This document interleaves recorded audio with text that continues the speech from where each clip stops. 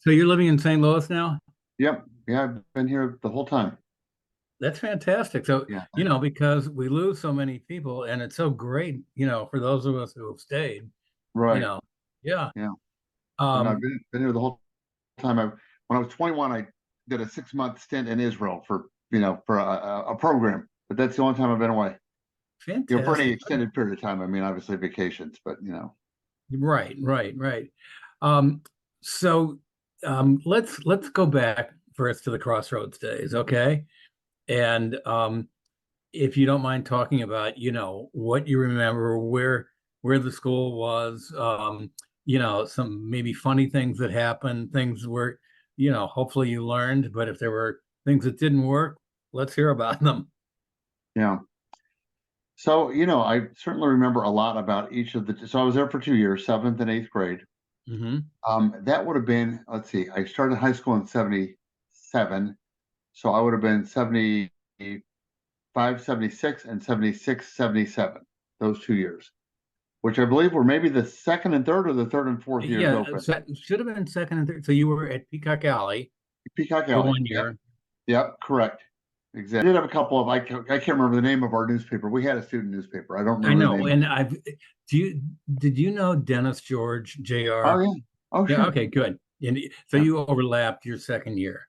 His brother, I know him from the West End. His brother Walter I went to high school, maybe even Crossroads. Did Walter go to He Crossroads or did. He just Dennis? did. Yeah. Okay, then I knew him. Walter was my age, All and right. Good. Good. I Yeah. think Dennis was Rachel's age. I think Dennis was just a year behind us. Okay. Right. I think that's true. And Dennis, was an incredible organizer and Right, right. involved in a lot of the newspapers. And I got a load from him, and I got them scanned in. So we're going to make them Okay, available. But let's go back to the initial question sure, about what you remember. sure. So Peacock Alley, of course. Down in LaClede Town.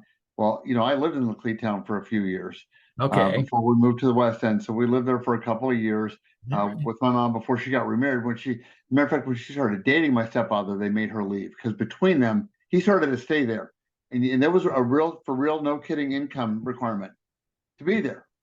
Really? And I he mean, I started. knew they had it. We were Yeah, there. they meant business. They When he started to be a little bit more full time at our house, they kicked him out.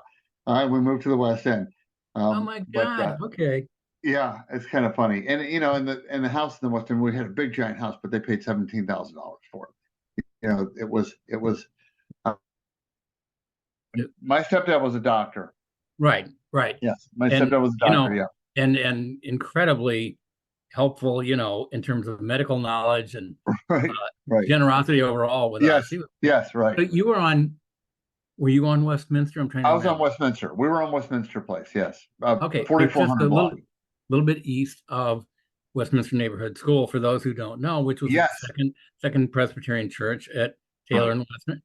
And just coincidentally, my dad grew up on that block of Westminster in the Oh, that's interesting. late teens, 20s, and 30s. Yeah, Okay. yeah, Wow. So big, beautiful homes. And like I said, they paid yeah, yeah. $17,000 for it.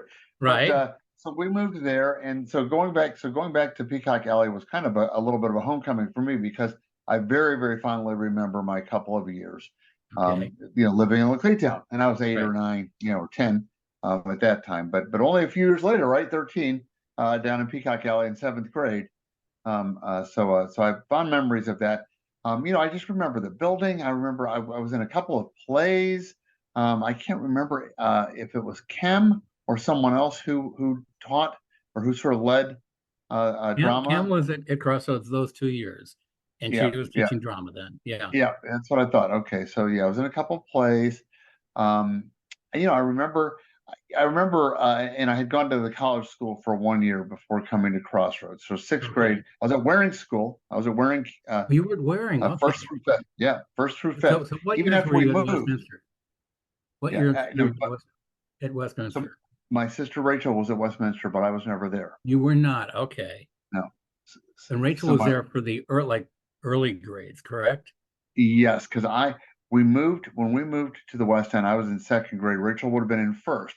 She went right to she went right to Westminster. I stayed at Waring. I'd been at Waring and I stayed for somehow they let me stay, even though we didn't live where Waring. I got on a bi-state bus I got on a Good for bi-state bus you. every day and went down at 8 or 9 years old and went down to LaClede Town to go to Waring School. So cool. I mean, for you and for your parents to say, "Hey, we trust you to do this." Right, right. It was crazy. Yeah, you wouldn't see an 8-year-old walk and get on a public bus and go down to what was ultimately a mixed income housing project to go to grade school. Exactly, right. Right. Yeah. So Well, different times.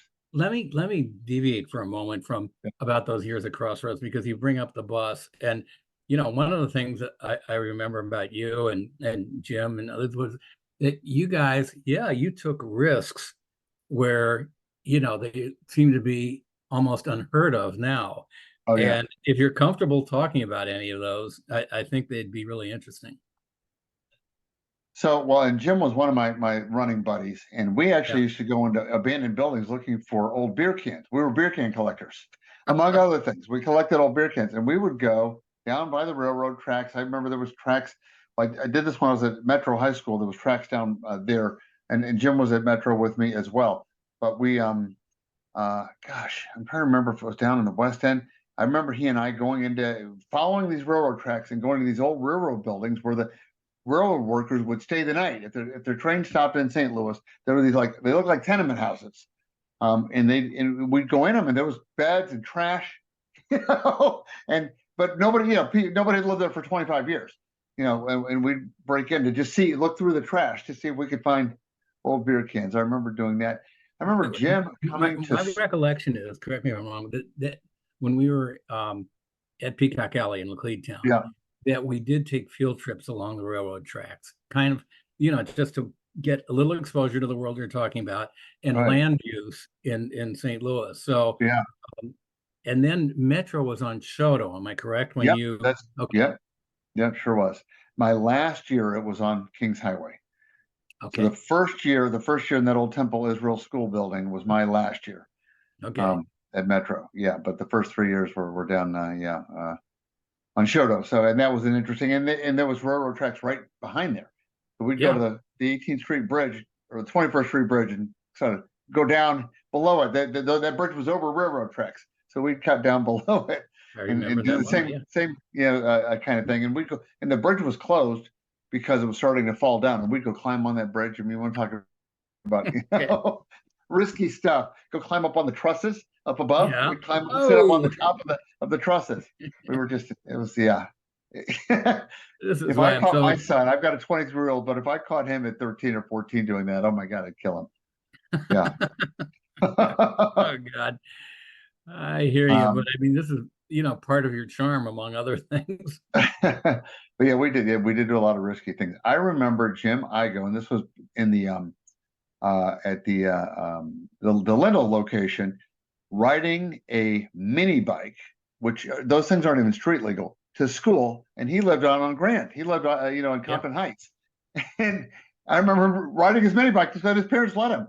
He was riding a motorized, small God. motorcycle, so completely Yeah. not street legal from God, I don't Grant. remember that. Okay. And So he'd he must show have up parked it in that back parking lot. he parked in the back parking lot. Exactly. Exactly. Oh, that's funny. And, Okay, so go oh, go ahead. ahead.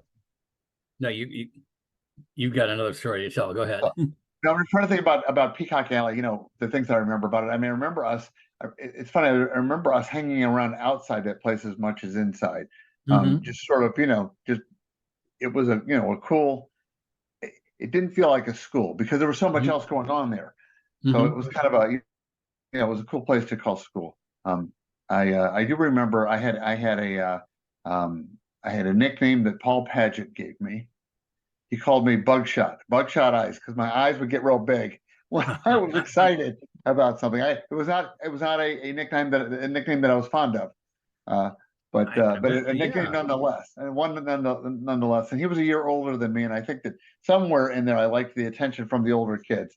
So even though it was a little bit negative attention, um, You may have known him at the college school then too. I may have also known him. Yeah, but I Yeah. do remember this Todd being. Heritage and Logan Martin. Oh yeah, sure, yeah, and, Yeah. and Susan Martin, and Yeah. yeah, absolutely, yes. Susan is a professor of international relations in London. That does not surprise me. Not, yep. Right? Not surprised. Absolutely. Yep. Yeah.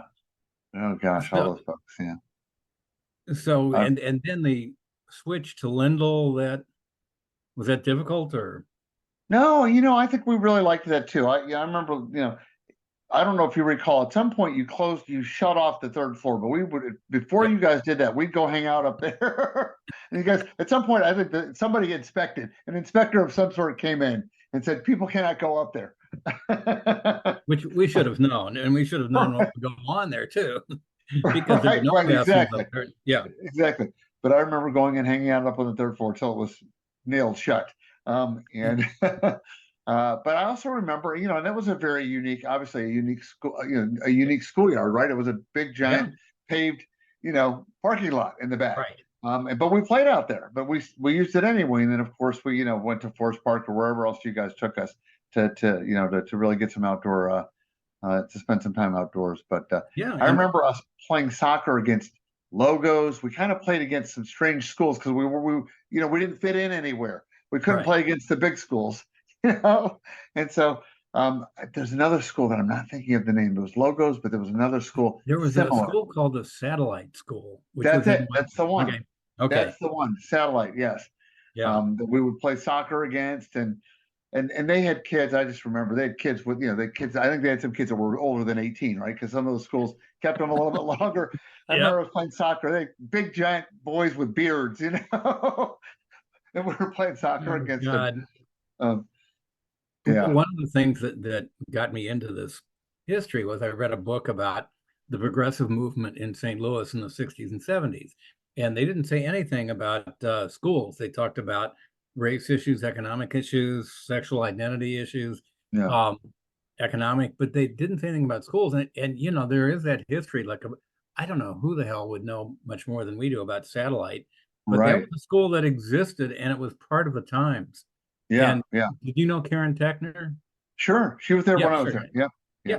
All right. And Karen, she was involved in starting the Unschool, that Right. which was Right. at Grace Methodist Church at Waterman and Skinker. Right. Right. Yeah. Right. Yeah. Yeah. There Yeah. were I two forgot things. about the unschool. Yeah. I forgot all about Yeah. that. Are there other things about the school? Any teachers who you thought were particularly helpful to you, or I think that Andy and Kem, Karen, I mean, really all of them. and like Jim Igo, I mean, you went to so many different schools. Right. Did you find that to be a plus or a minus? I loved it. I loved all of them. I mean, so I was at Waring. Yeah, I was at Waring, and then I was just 1 year at the college school, which I loved, but they ended at sixth grade. Yep. Um, Later and it went up to eighth, but yeah. yeah. Later they went right, but at that time they ended at six, and then Yeah. um, and then of course coming to Crossroads, I absolutely loved Crossroads, and I probably it's funny because Crossroads did go to ninth when I was there, and then Yes. it moved on and went up to. And the only reason I didn't stay was that I wanted to start Metro with everybody else. I Yeah. didn't know you guys were going to go to 10th, 11th, 12th. And I don't know what We my didn't choice would either. have been. We didn't Yeah, either. Yeah. right. And I don't even know what my choice would have been. Many of my friends were going to Metro, but I wanted to start it at the same time as everybody else. And that was So the our first first year, graduating class was 82. When did you graduate from high school? 81. Okay. So 81. unfortunately it wouldn't have worked. Yeah. So I wouldn't have been okay. Yeah. Okay. That's there you go. So I remember because I think my mom said, "Do you want to stay at Crossroads, for ninth grade or go straight to Metro?" And the year I was at Metro in ninth grade was the first year they took ninth graders. They started at 10th. I don't know if you remember that. Yes, they do. They Okay. started at 10th. So the year that I went was the first year that they accepted freshmen. And so kind of, went there with sort of a crew that were the first So, group. so you went to a school that somewhat described itself as a school without walls. Yeah. Can you say a little bit about that? Specifically about Metro, you mean? Yeah. Yeah. So, I mean, I loved it. I think it was the best high school experience. We had zoology at the zoo. We had astronomy, at the science center, at the planetarium. Right. We took typing classes at the business high school. Now I don't remember the name Well, of I it. thought I had heard at Ralston Purina. In the Ralston Purina, and actually that's correct. Actually, that's correct. By the time I took typing, it was the year before me. They were at Ralston. By the time I took it, there was a business high school that Okay. we took it in, and I can't remember what the name of it was. But you're 100% right. The prior years, it was at Ralston Purina, in a little room that they had that they taught people to type. Right, right. And then I had chemistry at O'Fallon Technical High School Oh, okay. on Kings Highway in Yeah. roughly Southwest. Manchester. Yeah, Southwest. Right, Yeah. right. So we had this little small building, right? This Quonset hut on Shoto, and it didn't have any, really any facilities at all. As a matter of fact, our playground was a parking lot. It was the exact same thing. We could play a little frisbee or kickball in that parking lot, but you were hitting people's cars. Um, Right. so, so we went up to Lafayette Park. If we wanted to play soccer, if we wanted to play basketball, if we wanted to do anything, we had to go up to Lafayette Park to do it. And then all these classes. I mean, other than rooms where they could teach math and art and a few other things, right there in the building. About half of the classes were somewhere else, and they coordinated with Bi-State. Bi-State coordinated buses. They didn't change route. They didn't add routes, but they added times or adjusted times so that we could get from that school to classes at the zoo or at the science center. It was crazy. And we had a 50 cent. It was subsidized bus pass, a full week bus pass for 50 cents. Because we needed to take a bus to get to class. And I mean, you could be younger than 16 then, not driving, Right. and get all over the community. And that's what we did. And Yep. that's what we did. Yeah, absolutely. So, so I loved, I thought it was a great experience to school without walls. And it was, and I remember when I was interviewed to go to school there, they said, here's the deal. Your academics are going to allow you to stay or cause you to leave. We're not going to monitor you. You've got to care enough about it to show up. If we're not taking attendance. Now, eventually they did, but at that time, Yeah. they said we're not taking attendance. So your grades are what's going to determine, if you stay or if you go. And here's what our requirement was, and they didn't have an F. You could get an A, B, a C, or a no credit. And if you got 2 no credits in a semester, if you got any the following semester, you were out. Wow. Okay. So if you got 1, you were all right, but if you got 2, you were on probation.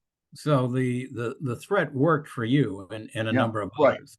Yeah. Right, Okay. right. But I want to go back. yeah. You said you had moved to the Central West End, Yep. and that was at a time, quite frankly, where there weren't that many Caucasian people living in the Correct. West End.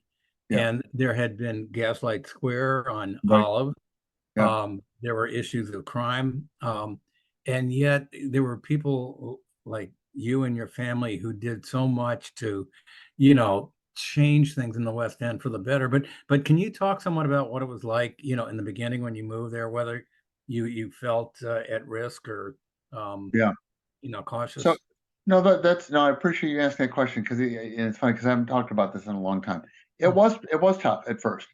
I was when I talked about walking to the bus stop to go to Waring, I would get, and when I say beat up, it wasn't like I was hospitalized, but I would get beat up on the way to that bus stop. I mean, kids, there were kids that knew that that I was walking there that would jump out from the bushes and punch me, and there was a little bit of a black white, there was I felt that there was a, hey, get the white kid kind of, but then a block east of me, there was a group of boys that kind of took me in, and that helped a lot. They sort of made me part of their crew. A couple of African American boys that were my age, that said, "Come on, hang with us," and they helped me adjust and they helped me sort of get through that. But it was rough when I first moved in, and particularly I remember, a couple times my stepfather would walk with me to the bus stop. Of course, the kids wouldn't, they wouldn't jump out of the bushes then. If they were even hiding in the bushes, they saw there was a grown up, and so he never could witness. I'm like, no, it's really happening, Well, he was a big fella too. I mean, somebody you wouldn't right, want he to was a hang big with. fella. He was. Yeah. So yeah, they weren't going to mess with him. But it's funny because I remember, and we were pretty emboldened. I remember one time I had a bike that I had built myself. I put a steering wheel on it, and a chopper fork. I created the thing myself, and it got stolen. And which there was plenty of crime, and particularly property crime then. Somebody took the gutters off of our house because they were copper. My stepfather chased him down the street. Oh my God. craziness. But this bicycle, so it had to be a month or two later, I saw a kid riding it down Euclid and it was painted. They painted the bike and I took it back from him. I said, "Hey, Good that for is my bike. you. I built that bike. I know this is my bike." I chased him down. He said, "Oh, I bought it from whoever." And I said, "Well, go tell them that it was stolen." I took it back. Good for Um, you. yeah, Wow. but it was so. Yeah, there were definitely some wild times there. Yeah, I loved growing up in the West End, and it was absolutely, it was more city, of course, than it is now. I mean, it's, Right. it wasn't posh then. It wasn't, some of the places that people, have fond memories of were around. There were, um, uh, um, ballad bands, I guess, opened when I was probably in middle, so in junior high school, or maybe the first part of my high school. Some of Right. those places that were very popular were around, but it was more, it was more the what are those bars that were around? It was more of that, those old bars, Euro something. Yeah. Yeah, Europa, Was and Duff's around then? Duff's Duff's? was around. I think that Duff's opened in the '70s or early '70s. And that I was want a to say, and they Crossroads were family. around. Yeah, they were great. Yeah, Duffy, yeah, who owned yeah. it, and then Patrick and Katie Duffy, the kids. Yeah, they're younger than you. Yeah, Right, right, yeah. right, right, right. So, Yeah, yeah, so yeah. tell us a little bit about what you're doing now and your family, if you're So, comfortable talking about that. oh, sure, no, absolutely. Yeah, So yeah. I started. I went to WashU. So after Metro, I went to WashU. I got a bachelor's degree in psychology and sociology. Okay. Oh, Um, there's not a whole lot you can do with a bachelor's degree in psychology and sociology. right. One more quick story.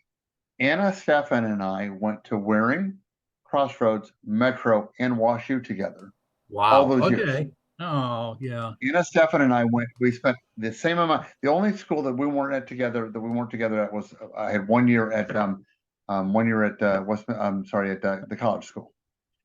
So I graduated from WashU. I went to work for the Jewish Community Center. I had been working for them at some of their summer camps, and they kind of said, "What are you going to do when you graduate?" And I said, "There's really nothing I can do with this degree. Then we can come work for us."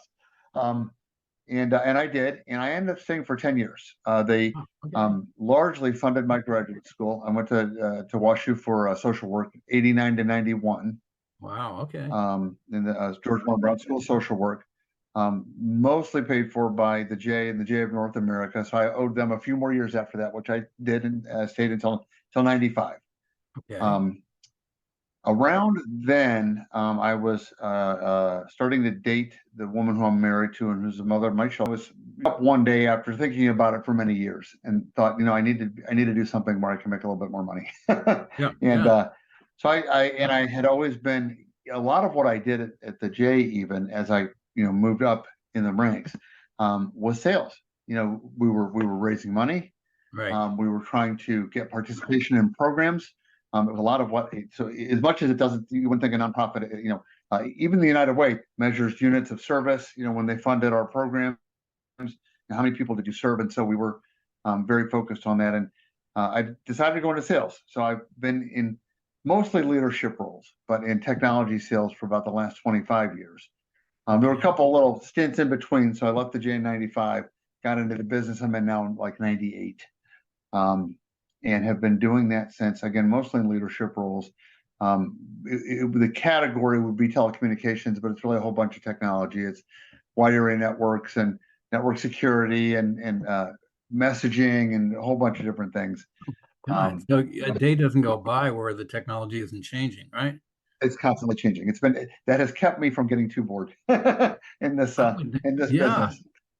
Yeah, it's one of the things that I liked about it from the beginning was that it was not boring. It was always changing, always something to learn, always something to keep up with. So So you work for your I work. client would be larger businesses, or would they Yes, be? yeah, Okay. yeah. So I work for a company called Cinch. It's based in Stockholm, Sweden.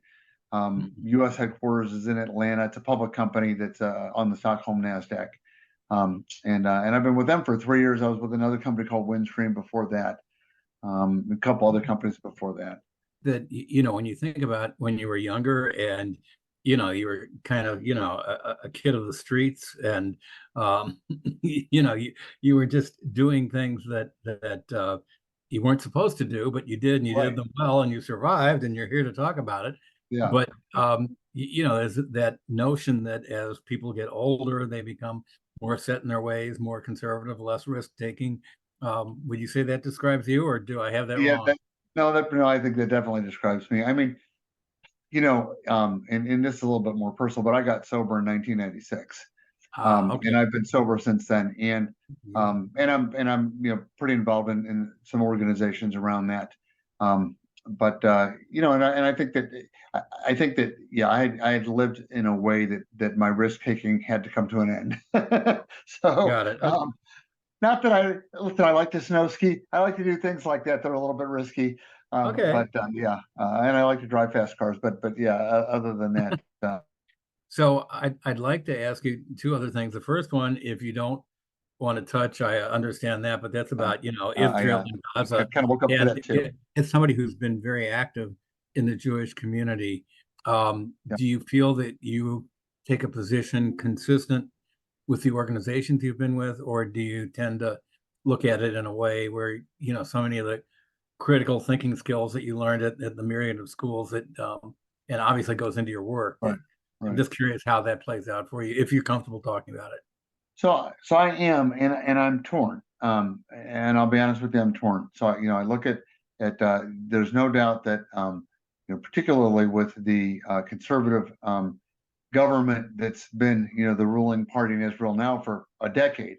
Yeah, I think that their attitude towards peace, towards a two-state solution, has made it much more volatile. And as a Jew, I can't say, oh, Hamas, gave us something that we had coming, right? Because the attack on October 7th, is inexcusable and despicable. right. And just I can't even describe it in words. It's uh, um, there is not to me. There's nothing good about war, any war. There's just nothing good about it, and about violence. So is one better than the other? Not really.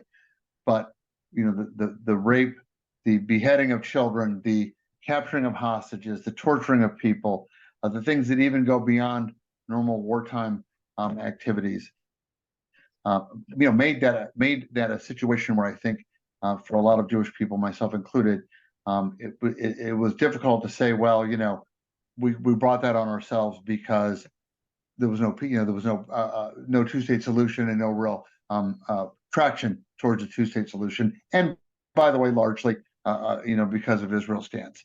Um, but um, what's happened in Gaza since is unexcusable as well, right? So that the loss of civilian life, in the attempt to quash Hamas, and I don't know. And the challenge is for me, I don't know, was there some better way to do that?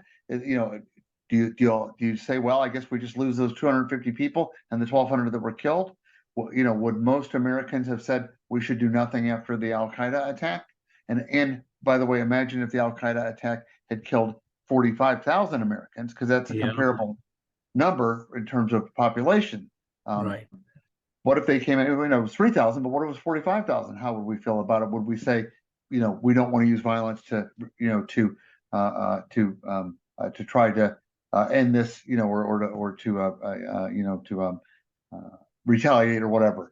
And so it's a really tough. I think Yeah, I've been torn. I've been torn, quite honestly, but as a Jew, and certainly as an American, a liberal American. Um, yeah, you know, I just think uh, it's so interesting how, the media loves the polarization and focuses yes, on people on each side. And I think, the angst, the struggle that you have and I have, and, probably a lot of people who both of us know, that doesn't make great headlines. And so it's a point of view that I think can really lead to some sort of a solution. But, you wouldn't know that by following the right. news. Yeah.